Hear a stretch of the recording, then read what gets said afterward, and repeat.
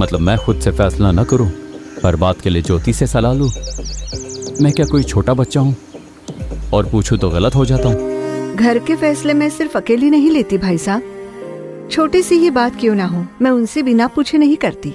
मैं उनकी बात ही मानकर चलती हूँ। जब परमेश्वर के पवित्र आत्मा का अभिषेक होता है तब आत्मा के फल से भर जाने का अनुभव मिलता है।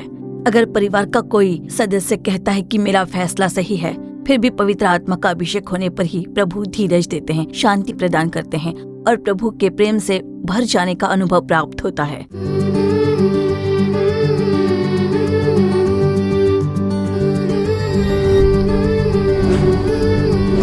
खुशहाल परिवार।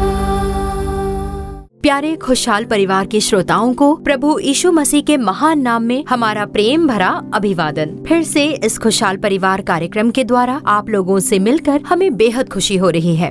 हर हफ्ते इस कार्यक्रम के द्वारा कई परिवारों में आशीष भर रहा है, उसे सोचकर हम प्रभु की स्तुति कर रहे हैं। आज के दिन पति या पत्नी कौन फैसला ले, इसी शीर्षक पर हम कार्यक्रम को देखने वाले हैं। एक परिवार में खुशी और शांति को अगर बनाए रखना है तो सही फैसला लेना बहुत ही महत्वपूर्ण है। अगर कोई गलत फैसला लिया जाए तो पूरा परिवार समस्याओं में पड़ सकता है और उस परिवार की खुशी और शांति में बाधा आ जाती है। पति या पत्नी कौन फैसला ले, इस बात में पति पत्नी के बीच कोई प्रतिस्पर्धा ना हो और दोनों पति पत्नी मिलकर प्रार्थना के साथ सलाह मशवरा करके जब फैसला लेते हैं वहाँ पर शांति होती है, खुशी और भलाई बनी रहती है। आइए आगे देखते हैं ज्योति बहन कार्यक्रम खुशहाल परिवार।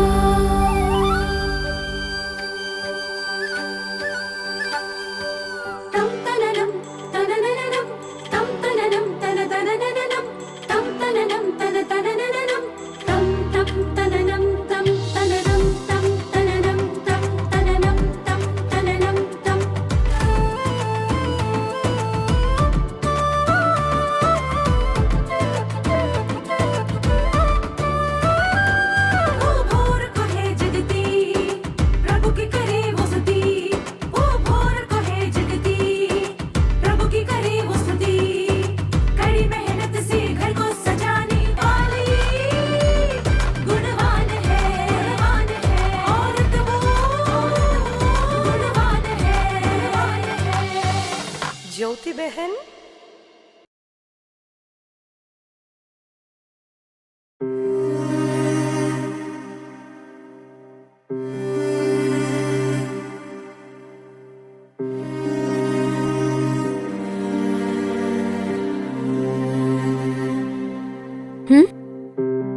मम्मी, क्या आपको पापा की बात बुरी लग गई? किसी गुस्से में आकर उन्होंने कह दिया होगा 2 दिन में सब ठीक हो जाएगा। मैं उसके बारे में नहीं सोच रही, पापा के बारे में तो मैं जानती हूँ। तो फिर क्या बात है मम्मी? उस दिन जो घर पर लोग आए थे ना, उनको देखकर कुछ ठीक नहीं लगा। कहीं जरूर कुछ गड़बड़ है। मुझे तो डर है वो कहीं तेरे पापा को फंसा ना दे। तो पापा से बात कीजिए ना आप। सुनेंगे वो? मैं कुछ बोलने के लिए मुंह खोलूं तो ही वो चिढ़ जाते हैं। और अगर इस बात में मैंने उन्हें सलाह दी तो समझो क्या होगा। क्या मैं उनसे बात करके देखूं? तुझ पर भी गुस्सा करेंगे बेटा। अभी रहने दो, बाद में देखते हैं।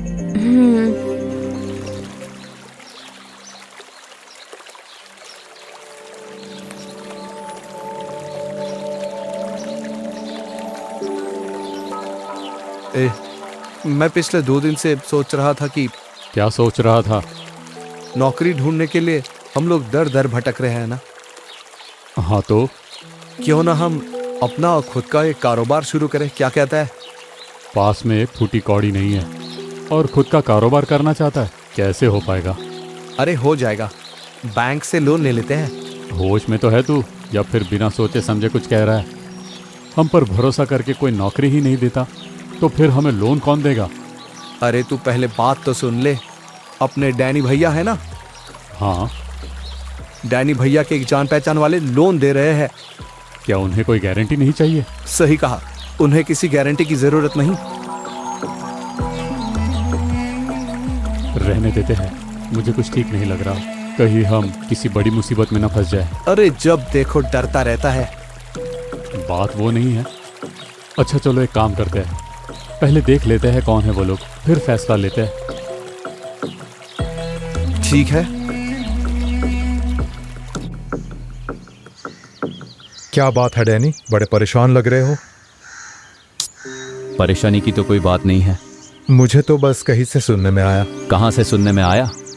ज्योति ने ही आपको बताया होगा। घर का मुखिया कौन है? मैं हूं ना, तो फैसला भी तो मैं ही लूंगा ना। पर घर का कोई भी काम हो मुझे क्या उससे ही पूछना पड़ेगा?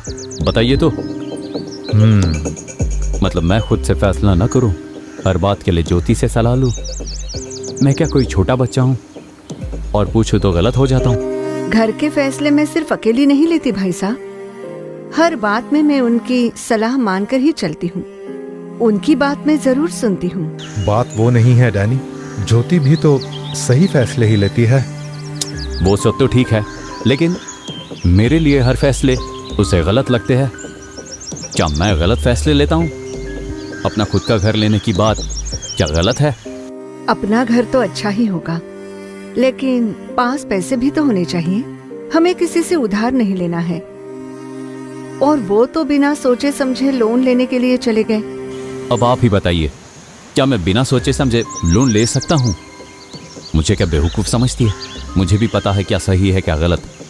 ज्योति, मैंने डैनी से बात की थी और डैनी यही सोच रहे हैं कि घर में फैसले लेने का अधिकार परिवार के पुरुष मुखिया के पास ही होना चाहिए। मैंने समझाने की कोशिश की पर डैनी माने नहीं।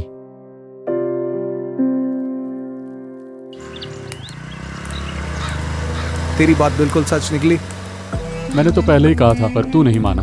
जब तूने कहा उनका कोई दोस्त है तभी मैं समझ गया था।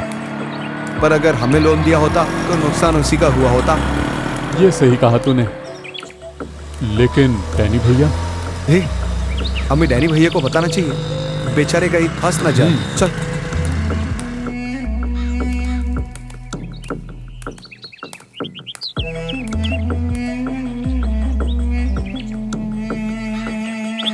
भैया उनसे मिलिए मत, वो लोग बिल्कुल फ्रॉड है। हाँ भैया, हमने छानबीन की, भूलकर भी आप अपना डॉक्यूमेंट उन्हें मत दे दीजिए। डॉक्यूमेंट चार्जेस के लिए उन्होंने 30,000 रुपए मांगे थे। मैंने उधारी लेकर उन्हें पैसे दिए थे। ये क्या कह रहे हैं आप? 30,000 दे दिए उसे? फिक्र मत कीजिए भैया, किसी तरह पैसे ले लेंगे। आप घर जाइए। ए तू चल, देखते हैं वो लोग कहाँ पर है।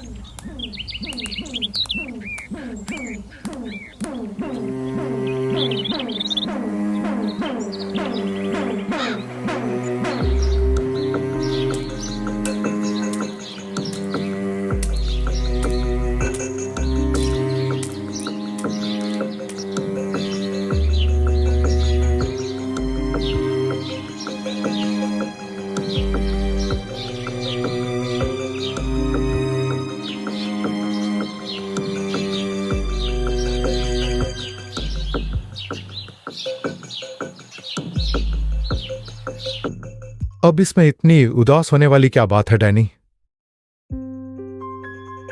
देखिए, जो कुछ हुआ उसके बारे में हम बात नहीं करेंगे।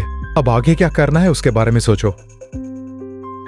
पर एक बात कहूंगा, परमेश्वर कहते हैं कि इस कारण पुरुष अपने माता पिता को छोड़कर अपनी पत्नी से मिला रहेगा, और आगे कहते हैं कि और वे एक ही तन बने रहेंगे। देखो, तुमने ही कहा था ना कि घर के फैसले मैं ही लूंगा। सही कहा था।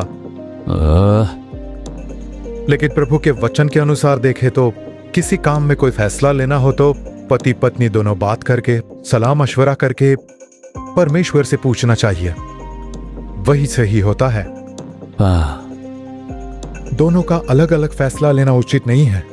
जब मिलकर फैसला लेते हैं तो कोई गड़बड़ी का अंदेशा नहीं होता। मिलकर लिया गया फैसला हमेशा ही सही होता है और उसमें आशीर्वाद होता है। मतलब आप कह रहे हो कि मैंने ही गलती की है? डैनी, अब मैं क्या कहूं ज्योति?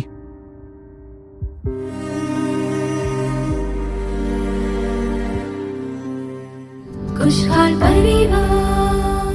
तो आपने ज्योति बहन कार्यक्रम देखा। परिवार में पति और पत्नी सलाह मशवरा ना करके अगर कोई एक व्यक्ति खुद से फैसला ले तो परिवार की शांति कैसे भंग होती है, उसे आपने देखा। अब आगे परमेश्वर का संदेश देकर आपके आशीष के लिए प्रार्थना करने के लिए बहन चल्ला रानी अप्पा दुरई बिल्कुल तैयार है। प्रार्थना के साथ आप संदेश सुनिए, परमेश्वर निश्चय आपको आशीष देंगे।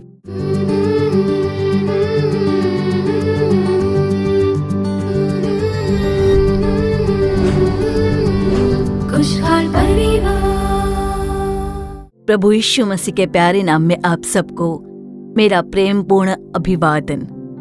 आज इस कार्यक्रम के माध्यम से आपसे मिलने में मुझे बहुत आनंद हो रहा है। तो प्रियजनों, प्रभु एक पुरुष और एक महिला को विवाह के द्वारा जोड़कर उन्हें परिवार के रूप में आशीष देते हैं।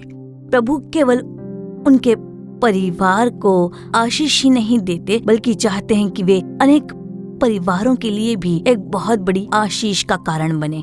लेकिन देखिए, आज कुछ एक परिवारों में बिल्कुल भी एकता नहीं है, उनमें एक मन नहीं है, समझौता करने का अनुभव नहीं है। कुछ लोग आकर कहते हैं कि प्रार्थना करने के लिए, सलाह लेने के लिए वो लोग जब आते हैं तब कुछ बहनें कहती हैं, देखिए वो कहते हैं कि इस विषय में ऐसा ही निर्णय लेना चाहिए। ये परिवार का विषय हो सकता है, घर बनाने का विषय, वाहन खरीदने का विषय, या फिर कोई नया व्यवसाय शुरू करने का विषय हो सकता है, या फिर वो बच्चों के विषय में कोई कार्य हो सकता है। कुछ भाई कहते हैं कि मेरी पत्नी जो कहती है वो चाहती है कि वही हो जो वो कहती है। कुछ लोग तो कहते हैं कि मेरी पत्नी एक पैर पर खड़ी हो जाती है, वो बहुत ही जिद्दी है, मैं इसे स्वीकार नहीं कर पाता हूँ।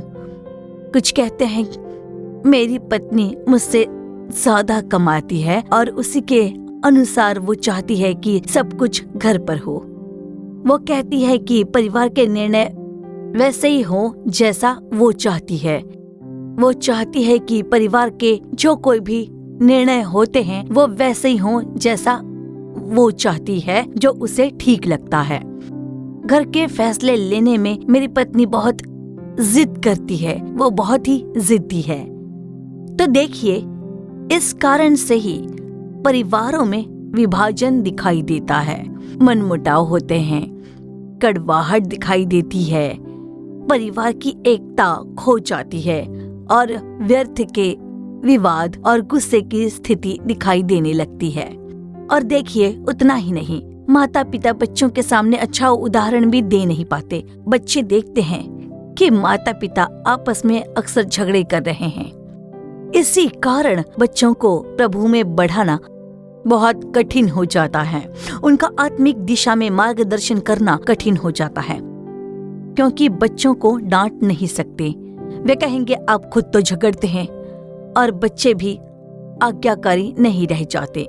उनकी पढ़ाई और जीवन में इसकी वजह से असर पड़ता है। तो देखिए प्रियजनों, जब परिवार में एक मन नहीं होता है तो जैसे कि वचन कहता है मत्ती अध्याय 19:5 में कि पति पत्नी एक होंगे, एक मन होंगे, एक साथ रहेंगे। यही प्रभु का वचन है। जब परिवार प्रभु के वचन के अनुसार एक मन होकर साथ रहते हैं, तभी परिवार में परिपूर्ण शांति होती है, परिवार में आनंद रहता है, परिवार खुशहाल बना रहता है और बच्चे भी प्रभु से डरने वाले, आज्ञाकारी और गवाही देने वाले बनते हैं। वे माता पिता की बात मानते हैं, वो बच्चे माता पिता की सलाह मानते हैं।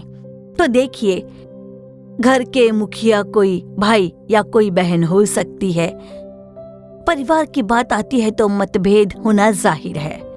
कभी कभी जो पति कहते हैं वो गलत हो सकता है, स्वीकार करना कठिन हो सकता है, या पत्नी जो कहती है उसे स्वीकार करना कठिन हो सकता है। लेकिन एक बात जान लीजिए, परिवार में रहते हुए पारिवारिक प्रार्थना जरूरी है। देखिए, परिवार के रूप में सुबह भी प्रार्थना करें, रात में करें, केवल एक कर्तव्य की तरह नहीं, बल्कि प्रभु के सामने पूरे नम्र हृदय से आप लोगों को सच्चाई के साथ प्रार्थना करनी चाहिए, मन की गहराई से। अब जो परिवार के मुखिया हो, आपके कार्य हो सकते हैं, या परिवार का कोई भी विषय हो, व्यापार का या पैसों की जरूरत हो, बच्चों का विषय हो सकता है, चाहे वो और कोई कार्य हो, सब कुछ परमेश्वर प्रभु के सामने अपने खुले मन से रखिए। कोई भी बात प्रभु से बिना छुपाए प्रार्थना में उनके सामने रखिए। पारिवारिक प्रार्थना में पत्नी भी अवश्य प्रार्थना करे और परिवार का मुखिया भी अवश्य प्रार्थना करे। तभी बच्चों को प्रार्थना करना आप लोग सिखा सकते हो। अपने परिवार में एक मन के साथ आप लोग जब प्रार्थना करोगे तभी प्रभु आपको अपार आशीष से भर देंगे। बच्चों के आगे जब माता पिता आदर्श बनते हैं तभी बच्चों को प्रभु में बढ़ा सकते हैं। इसलिए देखिए, परिवार की स्थिति हमेशा ऊपर नीचे होती रहती है, पर आज भी प्रभु के सामने परिवार मिलकर प्रार्थना करने का अनुभव प्राप्त कर लीजिए। परिवार की प्रार्थना में मन खोलकर, नम्र होकर आप लोग प्रार्थना करें। कहिए, प्रभु अपने प्रेम से हमारे परिवार को पूर्ण रूप से भर दीजिए, हमारे बीच आपका प्रेम बहने दीजिए। जब हम ऐसी प्रार्थना करते हैं तो अहंकार नहीं आता, हमारे अंदर घमंड नहीं होता, प्रतिस्पर्धा नहीं होती, कटुता नहीं आती, धैर्य और शांति आती है। परमेश्वर हमें सब कुछ सहने की सामर्थ्य देते हैं। जब प्रभु के प्रेम से हम भर जाते हैं तो वो प्रेम हमारे जीवन से बाहर भी प्रकट होता है और पवित्र आत्मा निरंतर हमारा मार्गदर्शन करती है। पति पत्नी एक दूसरे का आदर करना बहुत जरूरी है। पति पत्नी का आदर करे, पति भी अपने पति का आदर करे। एक परिवार में ये स्थिति भलाई उत्पन्न करती है। पति अपने पत्नी से प्रेम करे, पत्नी के प्रति स्नेह, प्रेम और आदर दिखाए। देखिए, बाइबल में न्यायों की पुस्तक अध्याय 1 में कालेब की बेटी अक्सा के बारे में देखते हैं। कालेब अपनी बेटी की शादी ओतनीएल से कराते हैं। शादी के बाद जब वो घर लौटने वाले होते हैं तब अक्सा के मन में एक बात आती है। वो अपने पिता से कुछ भूमि मांगना चाहती है।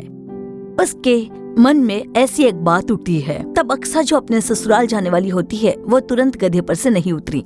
अब तक पिता ने उसकी देखभाल की थी, पर अब उसकी शादी हो चुकी थी। शादी के बाद अपने ससुराल जाते समय वो अपने पिताजी से जो वहीं पर थे उनसे मांगने वाली थी। लेकिन देखिए, अक्सा के बारे में यहाँ लिखा है कि वो ओतनीएल अपने पति से पहले इजाजत लेती है।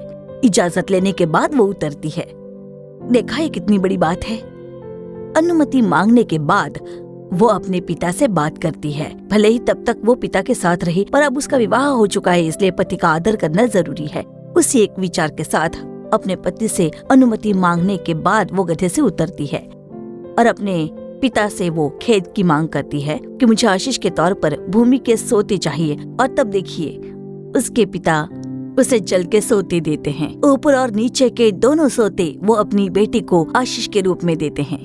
इसलिए एक पत्नी के तौर पर हमें अपने पति को जो आदर देना है उसे देना ही होगा और पत्नी को अपने पति से छिपाकर कोई भी कार्य नहीं करना चाहिए, इसे याद रखें। और जो पति हैं वो भी अपनी पत्नी को बताए बिना कोई भी काम या फैसला ना लें। ऐसा करने से बचिए। आप दोनों के बीच कोई छिपाव नहीं होना चाहिए। दोनों मिलकर फैसला करें। पूरी तरह से एक दूसरे को केवल प्रेम ही नहीं बल्कि एकता में भी रहना चाहिए। प्रभु का वचन कहता है कि एक मन होकर रहना, एकता में रहना चाहिए। आप दोनों ही एक शरीर हैं, तो इसे जान लीजिए। जब आप नूह को देखते हो, प्रभु ने कहा, जल प्रलय से इस पूरी पृथ्वी को मैं नष्ट करूंगा, एक जहाज बनाओ। नूह ने प्रभु के वचन के अनुसार तुरंत जहाज तैयार किया। नूह ने इस जहाज के बारे में अपनी पत्नी को बताया था, बच्चों को, बहुओं को भी बताया था, लेकिन लोग काफी मजाक उड़ाते थे। बारिश का कोई नामो निशान नहीं था, बादल नहीं थे, फिर भी नूह ने प्रभु के वचन के अनुसार जहाज बनाया। क्या उस विषय में कोई विवाद हुआ? बिल्कुल नहीं। नूह ने प्रभु के वचन को सुना और उसी के अनुसार चला। उसने प्रभु की आज्ञा मानी। गांव के लोग बस सब कुछ देख रहे थे, बारिश का कोई नामो निशान नहीं। उसकी वजह से नूह की पत्नी ने नूह से विवाद किया, क्या ऐसा कहीं पर लिखा है? तो देखिए, ठीक समय पर जहाज का काम पूरा हुआ, जहाज बनकर तैयार हुआ। जानवरों की जोड़ियां, पक्षियों की जोड़ियां प्रभु के वचन के अनुसार जहाज में लाई गईं। परिवार सहित उन्होंने जहाज में प्रवेश किया। पति पत्नी दोनों ने ही प्रभु के मार्गदर्शन के अनुसार, प्रभु के वचन के अनुसार चलकर अपने आप को समर्पित किया। इसलिए प्रभु ने ही जहाज का दरवाजा बंद किया। प्रभु ने ही समय पर दरवाजा खोला। प्रभु ने कहा था, उसके अनुसार परिवार को बढ़ाया। प्रभु के वचन के अनुसार उस परिवार में बहुतायत की आशीषें देखी गईं। तो देखिए, किसी भी कार्य में जल्दबाजी में आप फैसला मत लीजिए, प्रतीक्षा कीजिए।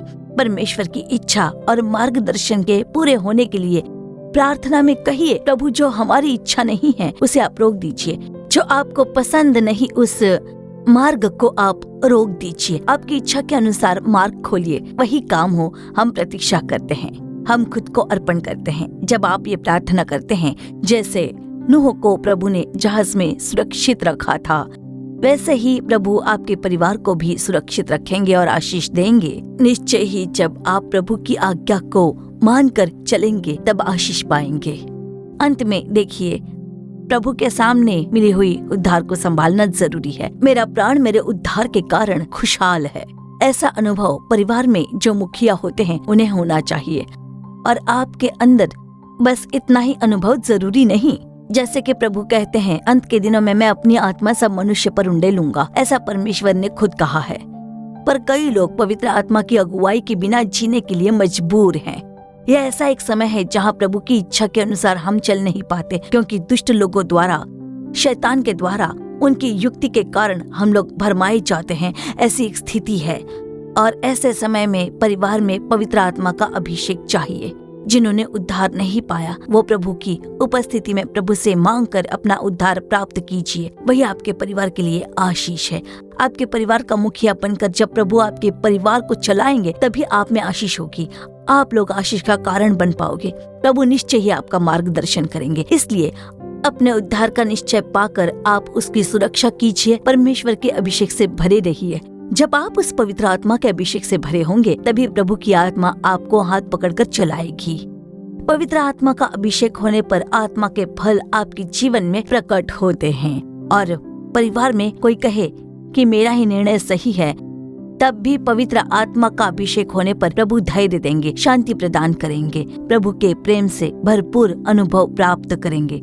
प्रभु के सामने नम्रता और पूर्ण समर्पण दिखाई देना चाहिए। प्रभु की उपस्थिति में प्रतीक्षा करने का अनुभव। इस तरह प्रभु की उपस्थिति में परिवार को उद्धार के अंदर रखें, उद्धारकर्ता के अधीन रहें, उद्धारकर्ता की शक्ति के अधीन रहें। जब पवित्र आत्मा की परिपूर्णता और आत्मा के फल से भरा हुआ अनुभव आपके परिवार को मार्गदर्शन करेगा, प्रभु कहते हैं, मैं मेरी प्रजा और दूसरों के बीच अंतर ठहराऊंगा। प्रभु औरों के मुकाबले आपके परिवार में अंतर ठहराएंगे। आपके परिवार के नाम को प्रभु अवश्य सम्मान देंगे। ऐसी आशीष प्रभु से प्राप्त करने के लिए हम सब इस वक्त प्रार्थना करने जा रहे हैं। स्तुति करते हैं प्रभु, धन्यवाद के साथ आपकी स्तुति करते हैं, स्तुति करते हैं, स्तुति करते हैं। प्रभु हृदय की गहराई से धन्यवाद देते हैं, धन्यवाद के साथ स्तुति करते हैं। आज भी सभी परिवारों में प्रभु आपकी शांति भरने के लिए प्रार्थना करते हैं। परिवार गवाही बने और परिवार के द्वारा आपके नाम की महिमा हो। आपकी ओर देखकर हम लोग प्रार्थना करते हैं। आज जिन परिवारों में शांति की कमी है, विवाद, क्रोध, झगड़े, उन परिवारों में प्रभु आपकी शांति भरी रहने के लिए हम प्रार्थना करते हैं। पवित्र आत्मा अगुवाई करे। हर परिवार के हर एक मुखिया को प्रभु के हाथों में सौंपते हैं। परिवार में प्रार्थना करने की आत्मा प्रभु आप प्रदान करने के लिए मांग करते हैं। आप कार्य कीजिए। हर कोई अपना मन खोलकर बिना छिपाए पारिवारिक प्रार्थना में प्रभु के सामने सब कुछ कहने की आत्मा प्रभु आप प्रदान कीजिए। आज प्रभु के सामने समर्पित होकर आपके चरणों पर आकर आपकी उपस्थिति में भरकर हर एक परिवार को आपके मार्गदर्शन के लिए सौंपते हैं। आपके उद्धार से इन परिवारों को भर दीजिए प्रभु। पवित्र आत्मा की अगुवाई से इन लोगों को मार्गदर्शन कीजिए। इस समय जो कोई हमारे साथ अर्पण के साथ प्रार्थना कर रहा है, उन लोगों को परिवार का मुखिया बनकर चलने का सामर्थ्य दीजिए। आपने हमारी प्रार्थना सुन ली, उसके लिए धन्यवाद। परिवार में बड़े बदलाव करने के लिए आपका धन्यवाद। जब पति और पत्नी दोनों उद्धार पाकर अभिषेक से भर जाते हैं, तभी वो आपको पहला स्थान देंगे। परमेश्वर, पति नहीं कहेंगे कि मेरा ही निर्णय सही है, पत्नी नहीं कहेगी कि मेरा ही निर्णय सही है। सब कुछ परमेश्वर की इच्छा से होगा, प्रभु का मार्गदर्शन होगा, प्रभु निर्णय करेंगे। जब दोनों पूरी तरह से अपने आप को प्रभु को सौंपते हैं, तब उस अनुभव में जो परिवार समर्पित होकर प्रार्थना करते हैं, उनके लिए मैं भी इस समय प्रार्थना करती हूँ कि प्रभु आप उन पर कृपा कीजिए। प्रभु आप जिम्मेदारी लेकर परिवार का मुखिया बनिए। आपकी अगुवाई होने से प्रभु आपके नाम की महिमा होने जा रही है। आपके नाम की महिमा करते हैं, स्तुति देते हैं, परिवारों को आपके हाथों में सौंपते हैं। आप जिम्मेदारी उठाइए, आप मार्गदर्शन कीजिए, सिर्फ आपके ही नाम की महिमा हो। प्रभु यीशु के नाम में प्रार्थना करते सुनिए अच्छे पिता, आमीन। खुशहाल परिवार। प्रियजनों, हमारा विश्वास है कि आज का ये कार्यक्रम आपके लिए लाभदायक रहा होगा। आपने जो भलाई और आशीष को पाया है, उसे हमें बताना बिल्कुल भी भूलिए मत। आपकी जो प्रार्थना विनती है, उसे चिट्ठी के जरिए या ईमेल के जरिए हमें जरूर बताइए। आपके लिए प्रार्थना करने और सलाह देने के लिए भाई मोहन सी लाजरस और प्रभु के दूसरे दास बिल्कुल तैयार हैं। हमारे Jesus redeem social media platform के दूसरे कार्यक्रमों से जुड़ना भूलिए मत। अपने परिवार समेत इन कार्यक्रमों से जुड़ जाइए। देश में बेदारी के लिए और आशीष के लिए इन कार्यक्रमों में हम प्रार्थना करेंगे और आप प्रभु का आशीष पाएंगे। यहाँ तक कि हमारी प्रार्थना सुनकर प्रभु हमारे देश को जरूर आशीष करेंगे। विशेष रूप से अपने परिवार समेत आओ प्रार्थना करे कार्यक्रम से जुड़िए और प्रभु का आशीष पाइए। फिर हमारे दूसरे कार्यक्रम में दोबारा मुलाकात होगी। तब तक प्रभु की महान कृपा आपके संग बनी रहे।